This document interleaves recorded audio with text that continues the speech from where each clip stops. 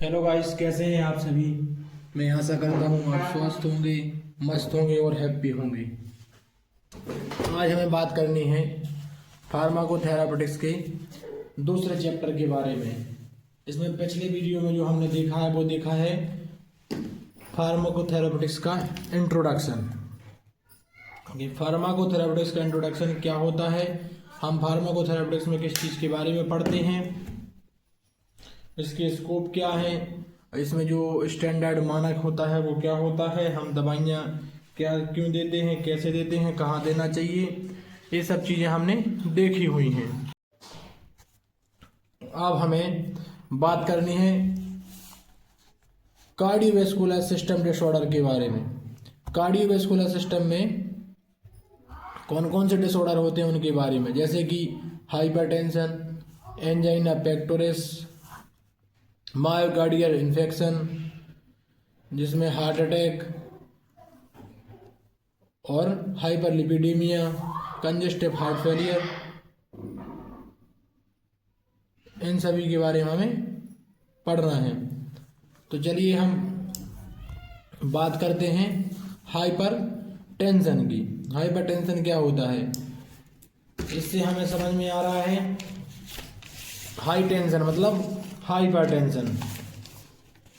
जब हमें टेंशन बढ़ जाती है तो क्या हो जाता है, हाइपर टेंशन हो जाता है। अब टेंशन इन द सेंस जो ब्लड का फ्लो है वो बढ़ जाता है। High blood pressure is called hyper tension. जब ब्लड हमारा बीपी बढ़ने लगता है तो क्या कहलाता है, हाइपर टेंशन। इसको थोड़ा विस्तार से समझ लेते हैं। BP is a condition where the force of blood against artery wall is consistently too high। जो हमारा ब्लड फ्लो हो रहा है, ऐसा मान के चलो ये हमारी क्या है, आर्टरीज है, इसमें ब्लड फ्लो हो रहा है, वो सिंपल गति से हो रहा है, नॉर्मल गति से।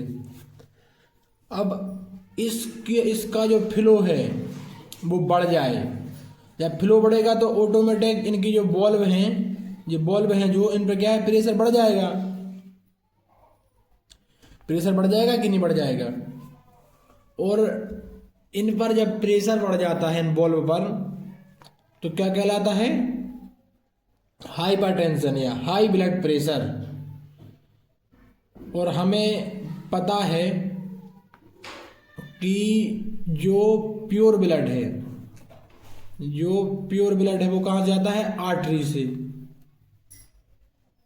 आर्टरी से जाता है तो आर्टरी में क्या होता है, ब्लड का प्रेशर बढ़ जाता है। काय के अगेंस्ट, आर्टरीज के अगेंस्ट, क्योंकि इसमें फोर्स लगना है ना। तो जब मान के चलो इतनी जगह है, इसमें से ब्लड कोई भी चीज़ जा रही है और इस पर फोर्स लगेगा तो जाहिर सी बात है क्या होगी, फैलेगी, तभी तो पता चलेगा कि इसमें फोर्स लग रहा है। अब चलिए हम बात कर लेते हैं कॉजिंग द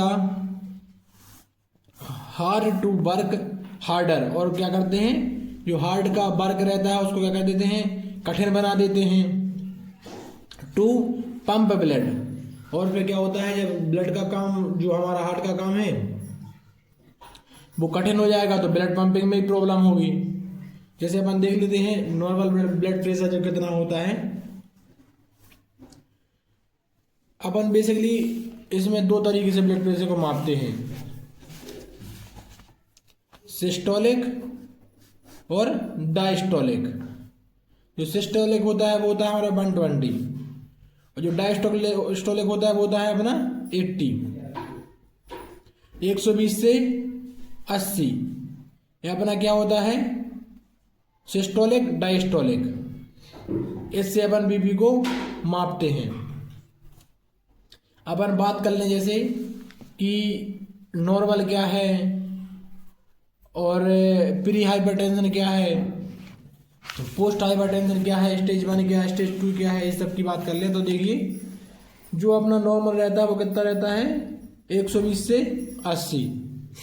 ये क्या है आपका नॉर्मल हाइपरटेंशन। और जो प्री हाइपरटेंशन है वो है 120 से 129, मतलब थोड़ा सा अगर बीपी बढ़ता है, मतलब अपन मेहनत करते हैं, मान के चलो अपन कोई फिजिकल एक्टिविटी कर रहे हैं या कुछ कर रहे हैं, तो इससे क्या होगा कि अपनी थोड़ी सी जो मतलब हार्ट रेट है वो बढ़ जाएगी, बीपी थोड़ा सा बढ़ जाएगा, तो वो नॉर्मल है। क्योंकि बेसिकली अपन देखते हैं और डायस्टोलिक को, सिस्टोलिक बढ़ता कमता रहता है, लेकिन अपन डायस्टोलिक को देखते हैं। और ये वेरी कर सकता है ह्यूमन टू ह्यूमन, वो डिपेंड कर सकता है, जो इंसान उन पर डिपेंड कर सकता है। ये जो स्टैंडर्ड मानक होते हैं उनके बारे में हम बता रहे हैं आपको। अब बात करें हाइपरटेंशन की फर्स्ट स्टेज क्या है, तो वो है 130 to 139। अगर इतना होता है तो मतलब बीपी की समस्या आपको क्रिएट हो रही है। और यहाँ आपका क्या हो गया है 80 to 89, समझ पा रहे हैं। यहाँ तो 80 था, यहाँ भी 80 था डायस्टोलिक, लेकिन यहाँ 120 से 129 हो गया था। तो यहाँ देख रहे हैं, यहाँ डिफरेंस समझ में आ रहा है आपको। 80 to 89 हो गया, 80 से 89 हो गया ना। और यहाँ क्या है 132 और 139, 130 से 139 हो गया। तो ये कौन सी कंडीशन है आपकी, प्री हाइपरटेंशन की कंडीशन है वो, सॉरी फर्स्ट स्टेज की कंडीशन है। प्री हाइपरटेंशन की कौन सी रहेगी 122 129। ये है आपकी प्री स्टेज की कंडीशन और ये आपकी फर्स्ट स्टेज की कंडीशन। आप देखते हैं स्टेज 2 140 से और ज़्यादा हो जाना, और इसमें क्या है 90 से बहुत ज़्यादा हो जाना या थोड़ा बढ़ जाना। तो आपकी ये क्या है सेकंड स्टेज। और अब थर्ड स्टेज जो आएगी, या फिर जो कहेंगे हाई बीपी बढ़ जाएगा, यहाँ को क्या हो जाएगा 140 से ऊपर, मतलब 180 तक। कभी कभी देखते हैं ना किसी का बीपी 150 होता है, 160 होता है, तो उनका हाई बीपी हो जाता है, ठीक है। उनका कितना पहुंच जाता है 120, मतलब जो सिस्टोलिक है वो 140 से 180 तक, जो डायस्टोलिक है वो आपके मान के 90 से 120 तक। इतना अगर एक कंडीशन बनती है अपनी, तो हमें क्या है हाई ब्लड प्रेशर हो गया है। क्या हो गया है हाई ब्लड प्रेशर। ये इस कंडीशन में बचना बहुत क्रिटिकल हो जाता है। तो हमें क्या करना है कि हमें अपने बीपी को कंट्रोल करके रखना है। इसके बारे में भी हम बताएंगे कि हम कंट्रोल कैसे करें और इसका ट्रीटमेंट कैसे करें, वो भी अपन समझेंगे। ये तो अपन ने देख लिया कि जो ब्लड प्रेशर है उसको अपन कैसे मापते हैं। ये बात करते हैं अपन एडल्ट में, जो यंग एज के बच्चे हैं ना, जो यंग एज के इंसान है ना, उनके बारे में बात कर रहे हैं। जो नॉर्मल ब्लड प्रेशर है वो मैं आपको बता चुका हूँ 120 से 80 होता है। क्या होता है ये नॉर्मल ब्लड प्रेशर है। अब बात करते हैं किस कार्ड से हो सकता है ब्लड प्रेशर, किस कार्ड से हो सकता है। इंक्रीज इन कार्डियक आउटपुट, और जो कार्डियक आउटपुट है, जो हमारे हृदय का फीडबैक है, वो बढ़ जाए। एंड आर्ट्रियोलर कंस्ट्रक्शन, अगर मान के चलो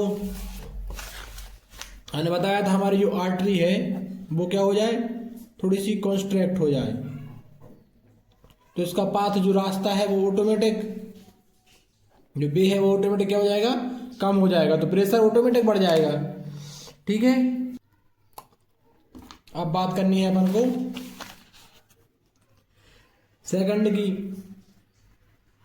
एक्सेसिव सोडियम इनटेक। और अगर हम ज़्यादा क्या कर रहे हैं, नमक खा रहे हैं, NaCl की मात्रा क्या कर रहे हैं ज़्यादा ले रहे हैं हमारी बॉडी में, तब भी ये कंडीशन बन सकती है।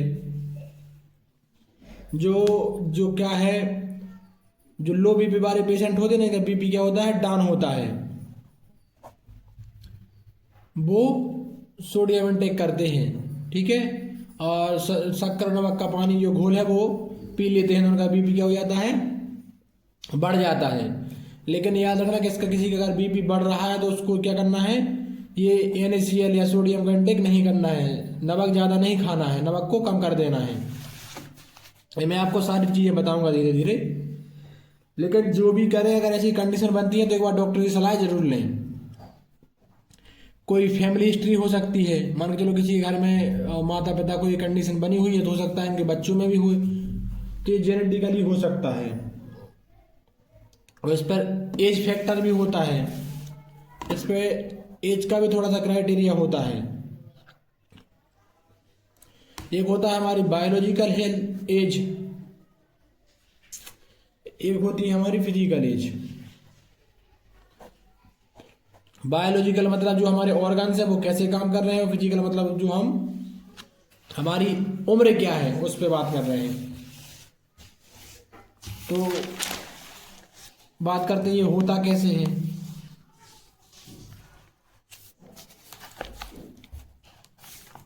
जो एंजियोटेंसिनोजन है वो कहाँ से, लीवर से आता है। कहाँ से आता है, लीवर से आता है। वो कन्वर्ट होता है क्या में, एंजियोटेंसिन 1 में। काय में कन्वर्ट होता है, एंजियोटेंसिन 1 में। काय के द्वारा, रेनिन, जो कि कहाँ से आता है, किडनी से आता है। उसके बाद जब एंजियोटेंसिन 1 जो कन्वर्ट होता है एंजियोटेंसिन 2 में, तो ये कहाँ से आता है, इसी फ्रॉम लंग्स और किडनी से आता है। अब हमें बात करनी है, जब एंजियोटेंसिन जो 1 से 2 हो जाता है तो हमारी जो सिंपैथिक एक्टिविटी है वो बढ़ जाती है। और सिंपैथिक एक्टिविटी बढ़ जाती है तो हमारा आर्टिकुलर जो जो हो जाता है, क्या होता है, वेसो कंट्रैक्शन। मतलब जो हमारी ब्लड वेसल्स है ना, वो क्या होती है, कॉन्ट्रैक्ट हो जाती हैं।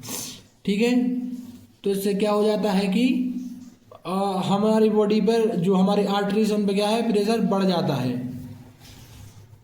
प्रेशर बढ़ने के बाद क्या होता है, जो हमारी एड्रिनल सिक्रेशन एल्डोस्टेरोन है ये होने लगता है। जब एल्डोस्टेरोन हमारी बॉडी में बढ़ जाता है तो हमारी ऑटोमेटिक जो सोडियम चैनल होते हैं वो क्या हो जाते हैं, एक्टिव हो जाते हैं। तो उनका रीअब्जॉर्प्शन होने लगता है। क्या होने लगता है, रीअब्जॉर्प्शन। हमने देखा है कि हम जब सोडियम का इंटेक ज़्यादा कर रहे हैं तो क्या हो रहा है, बीपी की कंडीशन बन रही है। जब सोडियम इंटेक मतलब रीअब्जॉर्प्शन होने लगेगा, रीअब्जॉर्प्शन होने लगे तो क्या होगा कि हमें बीपी की शिकायत होने लगेगी। इससे क्या होता है, जो हमारा सोडियम और NaCl क्या होता है, रीअब्जॉर्प्शन होने लगता है। पोटेशियम का क्या होने लगता है, एक्सक्रिएशन होने लगता है। पोटेशियम जो हमारा क्या है, बाहर जाने लगता है। जिससे क्या होता है, इनकी लेवल ऑफ H2O, जिससे कि वाटर का लेवल बढ़ जाता है। और वाटर का लेवल बढ़ जाता है तो ऑटोमेटिक ब्लड फ्लो बढ़ जाता है। जब ब्लड फ्लो बढ़ जाता है तो क्या होता है, बीपी बढ़ जाता है। अब देखिए ये आपकी नॉर्मल कंडीशन है, ये आपकी क्या है, आर्टरी, नॉर्मल आर्टरी है। ये हो गया क्या, वेसो कंस्ट्रक्शन, मतलब कॉन्स्ट्रैक्ट हो गई है आपकी जो आर्टरीज है।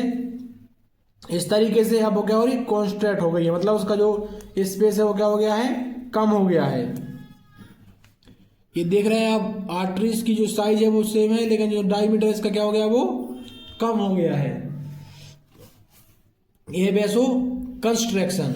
ये डायलेशन देख लेते हैं आप। यहाँ क्या हो रहा है, जो हमारी ब्लड वेसल यानी आर्टरी है वो क्या हो गई है, फैल गई है। जैसे ये कंस्ट्रक्ट हुई थी वो क्या फैल गई है। ठीक है, तो ये जो स्पेस है वो बढ़ गया है। तो ये क्या है, वेसो डायलेशन और वेसो कंस्ट्रक्शन। हमें बात करनी है कि जो हमारा एंजियोटेंसिन 2 है वो कैसे बना था। तो हमें पता है कि एंजियोटेंसिन 2 कैसे बना था, एंजियोटेंसिन 1 से बना था। Angiotensin 1 is further converted into angiotensin 2, वो हमें पता है, by a enzyme called ECE। अब ECE को क्या बोलते हैं अपन, एंजियोटेंसिन कन्वर्टेड एंजाइम। जो एंजियोटेंसिन 1 को एंजियोटेंसिन 2 में कन्वर्ट कर दे वो एंजाइम कौन सा है, ACE। Mainly in the lung से, कहाँ से आता है, लंग्स से आता है। एक्शन ऑफ एंजियोटेंसिन 2, अब एंजियोटेंसिन 2 है वो क्या रिएक्शन दिखाता है वो भी हमने देख लिया है। Angiotensin 2 has into two effect, दो प्रकार के इफेक्ट दिखाता है। क्या करता है, बीपी को बढ़ा देता है और क्या करा देता है, ये बेसो कंस्ट्रक्शन करा देता है। उसके बाद बात करें अपन कंस्ट्रक्शन ऑफ आर्टरीज, तो ये भी हमने देख लिया है। जो कंस्ट्रक्शन हो रहा है आर्टरी में वो क्या हो रहा है, ये हो रहा है। जो स्टिमुलेशन हो रहा है आर्टरी में वो ये हो रहा है, मतलब डायलेशन। स्टिमुलेशन मतलब डायलेशन हो रहा है आर्टरीज का। ठीक है, अब हम देख लेते हैं इसके सिम्टम्स क्या होते हैं। जो क्लिनिकल मैनिफेस्टेशन इसके क्या है, सिम्टम्स क्या होते हैं। तो बेसिकली इसके सिम्टम्स क्या होते हैं बीपी के, हमें हेडेक होने लगता है। ठीक है, हमारा विजन डिस्टर्ब हो जाता है, हमें देखने में समस्याएं होने लगती हैं, हमारी चेस्ट पेन करने लगती है। कभी कभी क्या होता है कि नोज से ब्लड सिक्रेट होने लगता है। ठीक है, और हमें सांस लेने में समस्या होने लगती है। बेसिकली हमें घबराहट होने लगती है, हम देखते हैं।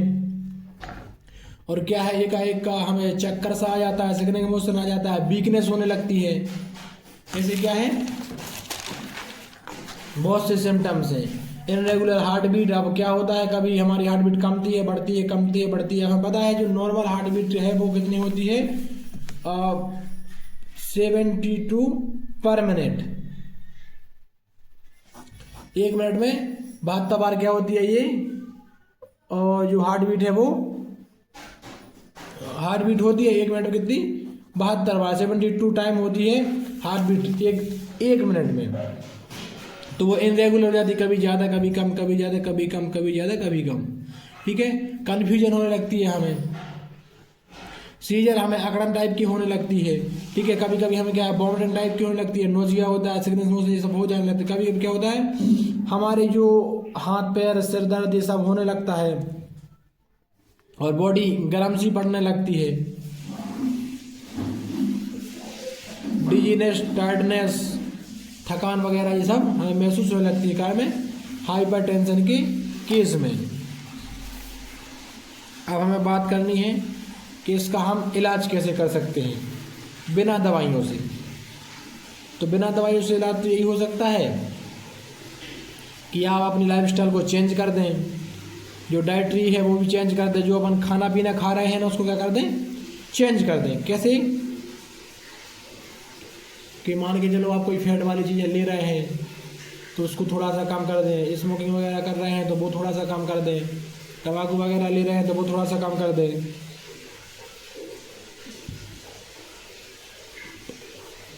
और अगर आप मान के चलो मिर्ची ज़्यादा खाते हैं तो उसको थोड़ा सा कम कर दें, आप जंक फूड वगैरह खाते हैं तो उनको थोड़ा कम कर दें। ये ऐसे प्रिकॉशंस हो सकते हैं। उसके बाद एक्सरसाइज, आपको नियमित रूप से एक्सरसाइज करना चाहिए। मेडिटेशन भी आता है उसमें। स्ट्रेस मैनेजमेंट, चिंता करना कम कर दें। सबसे बड़ा कारण तो चिंता है। अगर आप स्ट्रेस लेंगे तो 101% बीपी की समस्या होने वाली है। इसलिए चिंता करना क्या कर दें, कम कर दें। स्टॉप स्मोकिंग, मतलब जो भी आप धूम्रपान वगैरह करते हैं ना उसको भी बंद कर दें। सेल्फ मेजर ब्लड प्रेशर, अपने ब्लड प्रेशर को बार बार चेक करते रहें। ठीक है, उसके बाद हाँ जगह वैसे शराब वगैरह तो नहीं पीनी है। और अगर मान के चलो आप कभी कभार दोस्त यारों के साथ, तो मतलब जो स्टैंडर्ड है, जो बाकी में जिसमें क्वालिटी है, वो थोड़ा बहुत कभी, मतलब थोड़ा बहुत कभी कभार, वरना नहीं करना है। उसके बाद इसका क्या है, फार्माकोलॉजिकल मैनेजमेंट। अब दवाइयाँ कौन कौन सी ले सकते हैं। डायूरेटिक्स, अब डायूरेटिक्स क्या करते हैं, they are also water pills. अब इसमें ज़्यादातर क्या होता है, पानी ही रहता है, लेकिन इसमें क्या है, सोडियम की मात्रा नहीं रहती है। It help in elimination sodium level, hence low down the BP. अब क्या है, ये सोडियम क्या करती हैं, बाहर निकालने में मदद करती है, जिससे कि हमारा बीपी हो जाता है डाउन। इसमें डायरेक्ट ड्रग कौन कौन से, कई ड्रग्स हैं। हम क्लासिफिकेशन ऑफ ड्रग भी आपको बताएंगे फार्माकोलॉजी में, इसमें तो आप थोड़ा सा बस समझ लें। जैसे कि क्लोथ्रियाजाइड, फ्यूरासेमाइड, एंडामाइड, ये ड्रग हैं कुछ। उसके बाद बात करें बीटा ब्लॉकर्स की, तो बीटा ब्लॉकर में कई ड्रग हैं। इसमें क्या करता है बेसिकली, ये ब्लड प्रेशर को स्लो कर देता है, ठीक है। अब ये लेकिन ये वेन्स में स्लो करता है, कहाँ, वेन्स में है। पता है कि वेन्स में जो हमारा ब्लड है वो इम्प्योर ब्लड जाता है हमारी बॉडी में, हमारी बॉडी से हमारे हार्ट में, ठीक है। एक्सेप्शन अलग होते हैं, वो अपन पढ़ चुके हैं। अगर नहीं पढ़ा है तो आप एक बार एचपी में जाएं, उसको एक बार और पढ़ लें, ठीक है। जो कार्डियोवैस्कुलर सिस्टम है उसमें आपको समझ में आ जाएगा। अब इसमें कौन सी ड्रग होती हैं, एटेनिलॉल, प्रोपेनालॉल, मेटाप्रालोल, ऐसी बहुत सी ड्रग हैं। आपको तो सिर्फ यहाँ कुछ नॉलेज के हिसाब से बता रहे हैं। अपन को बाकायदा अगर अपन को ड्रग की बात करनी है तो वो अपन करेंगे क्लासिफिकेशन ऑफ ड्रग में, जो कि फार्माकोलॉजी में अपन देखेंगे। कैल्शियम चैनल ब्लॉकर, ऐसी ड्रग दे सकते हैं जो क्या है, कैल्शियम को ब्लॉक कर दें हमारी बॉडी में, कैल्शियम ना आने दें, सोडियम ना आने दें। दो block the entire of calcium into the muscle cell. Heart muscle जो रहती है मायोकार्डियम वगैरह, उनको क्या करती है, उनमें कैल्शियम से जाने को रोकती हैं। जैसे कि एम्लोडिपिन, निप्राडिपिन, डेल्टाजेम, ये सब ऐसी जो डेल्टियाजेम है, निप्राडिपिन है, एम्लोडिपिन, ऐसे कई ड्रग हैं।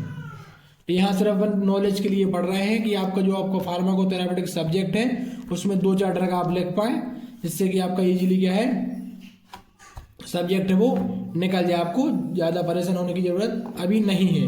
आपको अगर ड्रग सीखना है तो हमारे क्लासिफिकेशन ऑफ ड्रग में हम आपको सारी चीज़ें बता देंगे। आप बात करते हैं ईसीई इनहिबिटर्स की, तो ईसीई इनहिबिटर हम पहले भी देख चुके हैं। एंजियोटेंसिन कन्वर्टिंग एंजाइम, जो एंजियोटेंसिन 1 को 2 में क्या कर रहा था, कन्वर्ट कर रहा था, उनकी बात करनी है हमें। अब जी क्या करते हैं, बेसिकली हमारे जो ब्लड वेसल्स है उसमें जो नैरो हो रही है हमारी ब्लड, उसको क्या कर देते हैं,